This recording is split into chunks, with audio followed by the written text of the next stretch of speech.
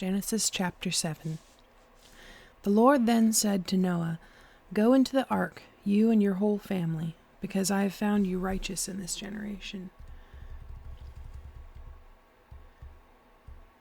Take with you 7 of every kind of clean animal, a male and its mate, and 2 of every kind of unclean animal, a male and its mate, and also 7 of every kind of bird, male and female, to keep their various kinds alive throughout the earth. 7 days from now I will send rain on the earth for 40 days and 40 nights, and I will wipe from the face of the earth every living creature I have made." And Noah did all that the Lord commanded him. Noah was 600 years old when the floodwaters came on the earth, and Noah and his sons and his wife and his sons' wives entered the ark to escape the waters of the flood. Pairs of clean and unclean animals, of birds and of all creatures that move along the ground, male and female, came to Noah and entered the ark, as God had commanded Noah. And after the 7 days, the floodwaters came on the earth. In the 600th year of Noah's life, on the 17th day of the 2nd month, on that day, all the springs of the great deep burst forth, and the floodgates of the heavens were opened. And rain fell on the earth 40 days and 40 nights. On that very day Noah and his sons, Shem, Ham, and Japheth, together with his wife and the wives of his 3 sons, entered the ark. They had with them every wild animal according to its kind, all livestock according to their kinds, every creature that moves along the ground according to its kind, and every bird according to its kind, everything with wings. Pairs of all creatures that have the breath of life in them came to Noah and entered the ark. The animals going in were male and female of every living thing, as God had commanded Noah. Then the Lord shut him in. For 40 days the flood kept coming on the earth, and as the waters increased, they lifted the ark high above the earth. The waters rose and increased greatly on the earth, and the ark floated on the surface of the water. They rose greatly on the earth, and all the high mountains under the entire heavens were covered. The waters rose and covered the mountains to a depth of more than 20 feet. Every living thing that moved on the earth perished: birds, livestock, wild animals, and all the creatures that swarm over the earth, and all mankind.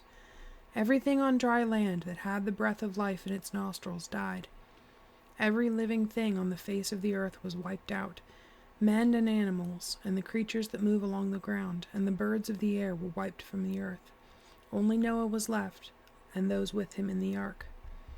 The waters flooded the earth for 150 days. Chapter 8. But God remembered Noah, and all the wild animals and the livestock that were with him in the ark, and he sent a wind over the earth, and the waters receded. Now the springs of the deep and the floodgates of the heavens had been closed, and the rain had stopped falling from the sky. The water receded steadily from the earth. At the end of the 150 days the water had gone down, and on the 17th day of the 7th month the ark came to rest on the mountains of Ararat.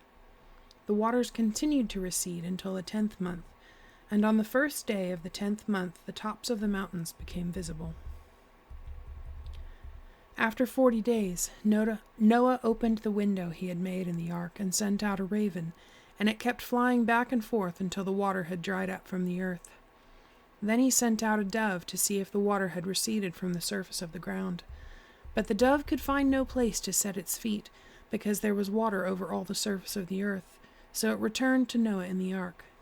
He reached out his hand and took the dove and brought it back to himself in the ark. He waited 7 more days and again sent out the dove from the ark. When the dove returned to him in the evening, there in its beak was a freshly plucked olive leaf. Then Noah knew that the water had receded from the earth.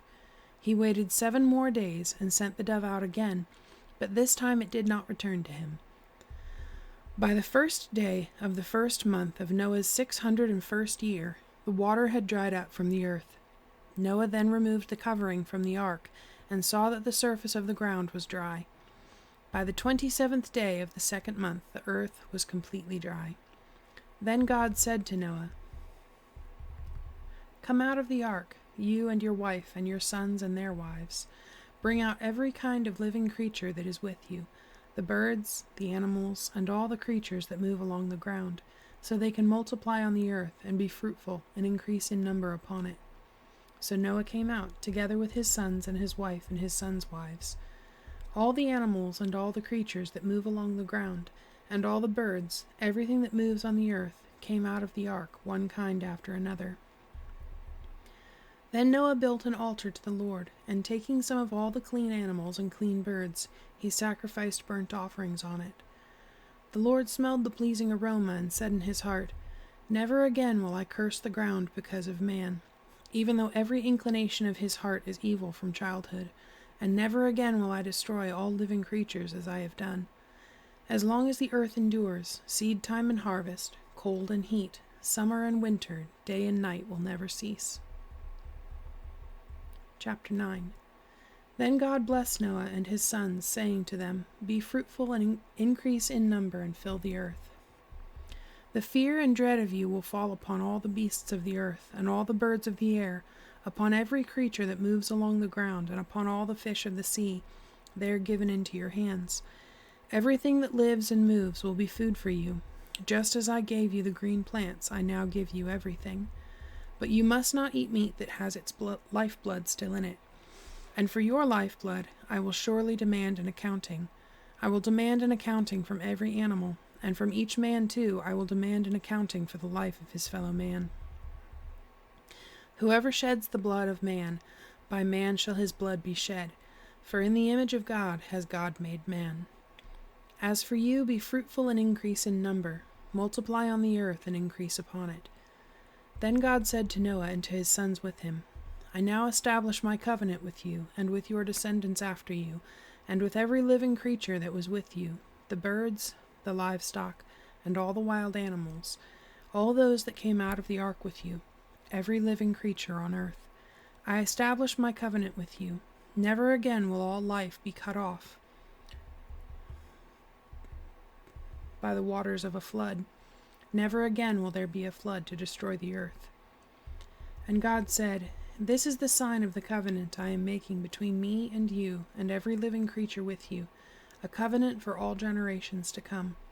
I have set my rainbow in the clouds, and it will be the sign of the covenant between me and the earth. Whenever I bring clouds over the earth, and the rainbow appears in the clouds, I will remember my covenant between me and you and all living creatures of every kind. Never again will the waters become a flood to destroy all life. Whenever the rainbow appears in the clouds, I will see it and remember the everlasting covenant between God and all living creatures of every kind on the earth." So God said to Noah, "This is the sign of the covenant I have established between me and all life on the earth." The sons of Noah who came out of the ark were Shem, Ham, and Japheth. Ham was the father of Canaan. These were the 3 sons of Noah, and from them came the people who were scattered over the earth. Noah, a man of the soil, proceeded to plant a vineyard. When he drank some of its wine, he became drunk and lay uncovered inside his tent. Ham, the father of Canaan, saw his father's nakedness and told his 2 brothers outside. But Shem and Japheth took a garment and laid it across their shoulders. Then they walked in backward and covered their father's nakedness. Their faces were turned the other way so that they would not see their father's nakedness. When Noah awoke from his wine and found out what his youngest son had done to him, he said, "Cursed be Canaan, the lowest of slaves will he be to his brothers." He also said, "Blessed be the Lord, the God of Shem. May Canaan be the slave of Shem. May God extend the territory of Japheth. May Japheth live in the tents of Shem, and may Canaan be his slave." After the flood, Noah lived 350 years. Altogether, Noah lived 950 years, and then he died.